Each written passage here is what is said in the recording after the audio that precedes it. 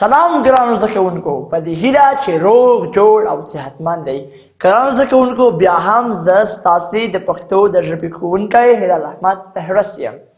ګرانو زده کوونکو، زموږ او ستاسې د نن ورځې درس دی پوپل. پوپل.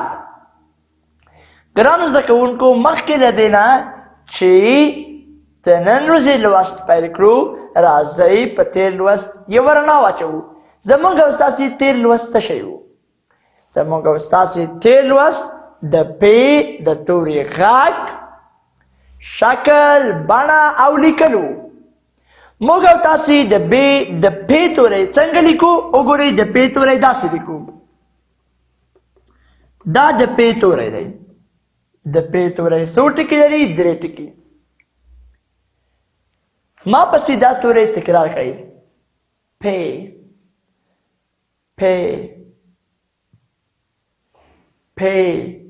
آفرین. ګرانو زده کوونکو، وګورئ، ما تاسې ته په تېر لوست کې داسې کلمې ولیکلې چې هغه د پې په توري باندې پیلیږي. آیا تاسې داسې کلمې را پیدا کړې؟ کومې کلمې چې د پې په توري باندې پیلیږي یا د پې توری پکې شامل وي؟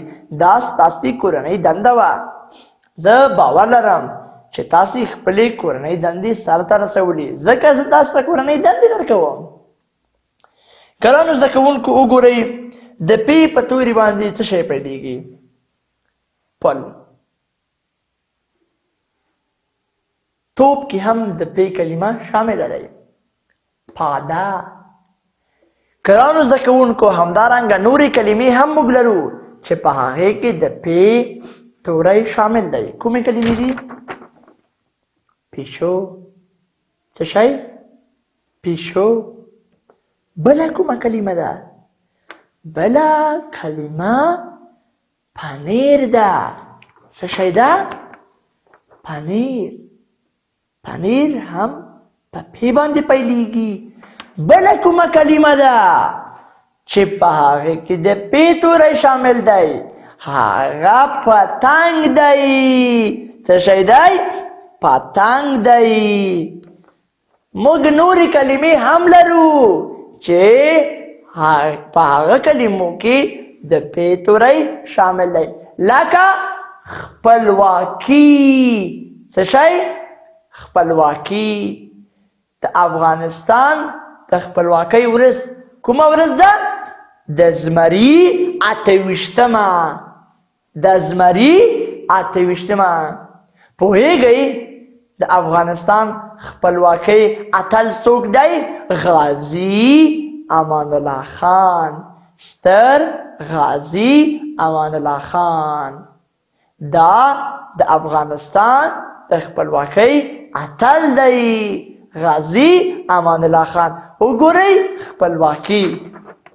دا هم د پې توری پکې شامل دی. ګرانو زده کوونکو، همدارنګه موږ نورې کلمې هم لرو چې په هغې کې د پې توری شامل دی. کومې کلمې دي؟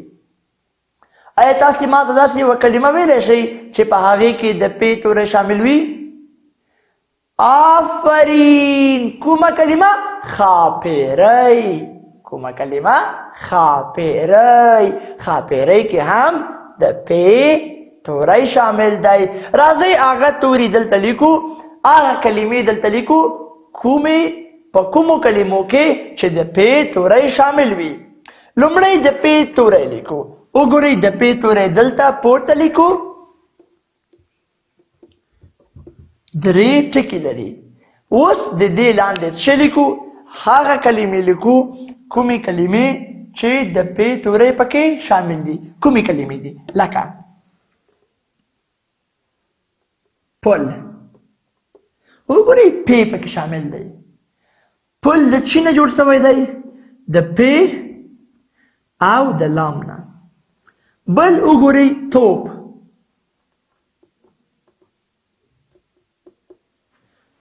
توپ هم له ت نه، د واو نه او له پې نه جوړ شوی توپ. ګرانو زده کوونکو همدارنګه بله کومه کلمه ده چې په هغې کې د پې توری شامل وي. پاده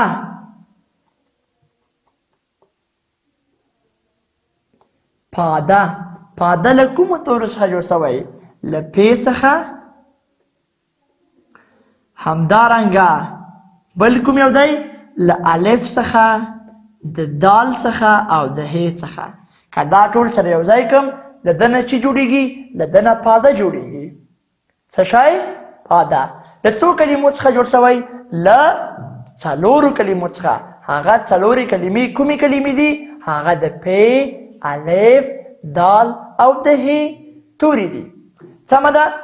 ګرانو زده کوونکو همدارنګه د ده ترڅنګ موږ نورې کلمې هم لرو چې په هغې کې د پ توری شامل دی. کومې کلمې دي؟ وګورئ زه یې تاسو ته لیکم. هغه د پاک. سمه دی؟ وګورئ تاسې پاک څنګه لیکو؟ پاک له څو تورو څخه جوړ شوی؟ پاک له 3 تورو څخه جوړ شوی. کوم توري دي؟ وګورئ پ ده، الف دی او کاف دی. دا چې سره یو ځای کړم له ده نه چې جوړېږي؟ له ده نه پاک جوړېږي. همدارنګه ګرانو زده کوونکو د دې ترڅنګ موږ نورې کلمې هم لرو خو هغه موږ په تېر لوست کې ویلي ول. ګرانو زده کوونکو وګورئ زموږ نن درس پ پوپل. پ څه شی؟ پوپل. مخکې د ده نه چې دغه متن ولولو دلته ګرانو زده کوونکو څو پوښتنې دي؟ 3 پوښتنې. اوله پوښتنه: پرته له توپ څخه پر نورو کومو شیانو لوبې کیږي؟ پرته له توپ څخه په نورو کومو شیانو باندې لوبې کیږي؟ وګورئ په توپ باندې والیبال کیږي، فوټبال کیږي، کرکټ کیږي او نورې لوبې پرې کیږي. پرته له توپ نه نور په کومو شیانو باندې لوبې کیږي؟ وګورئ په موټرکانو باندې، په ګوډي پران باندې، بل په څه شي باندې؟ په بیټ باندې، په دې باندې لوبې کیږي. د کومو شیانو نومونه په پې سره پیلیږي؟ کوم شیان دي چې هغه په پې باندې پیلیږي؟ لکه پل، پاده، پاک، پنیر. آفرین ګرانو زده کوونکو. وګورئ مونږه کوم شیانو نومونه په پې سره پیلیږي؟ موږ په تېر لوست کې د هغو شیانو نومونه واخیسته چې هغه کوم شیان ول؟ پل وو، پاک وو، پنیر وو، پیشو. پیشو هم په پې باندې پیلیږي. پیشو په چی باندې پیلیږي ګرانو زده کوونکو؟ پیشو په پې باندې پیلیږي. وګورئ پیشو.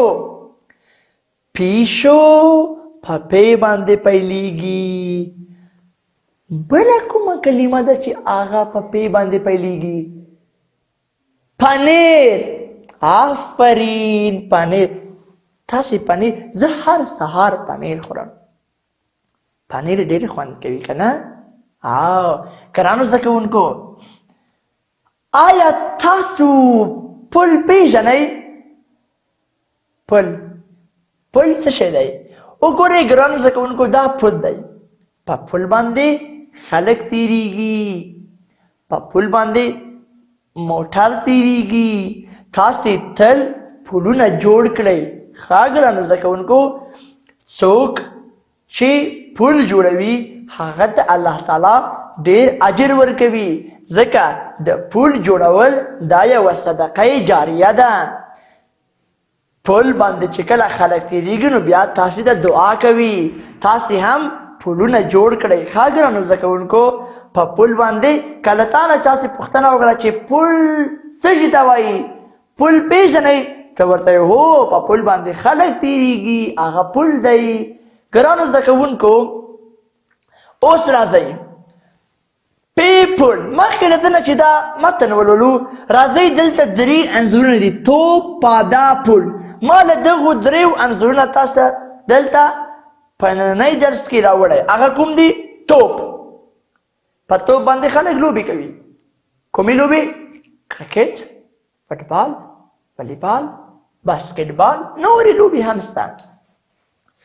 پاده په پې باندې پیل شوی. پاده. پل په پې باندې پیل شوی. پل. ګرانو زده کوونکو اوس راځئ وګورئ پیپل.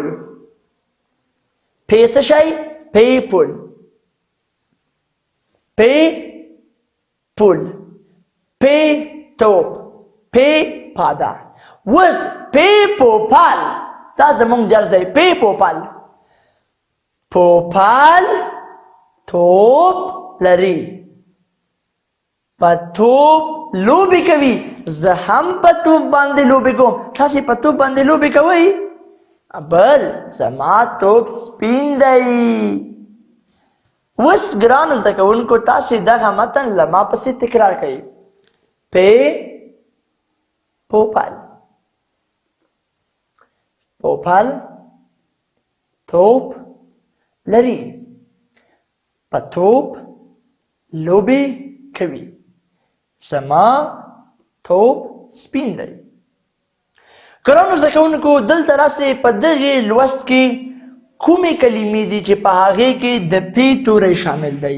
راځئ هغه کلمې دلته ولیکو. کومې کلمې دي؟ وګورئ اول پوپل دی. څه شی دی؟ پوپل. پې واو پې لام. پوپل. پوپل له کومو تورو څخه جوړ شوی؟ پې واو او بل شی بیا هم پې او بیا لام. بل کوم دی؟ توپ.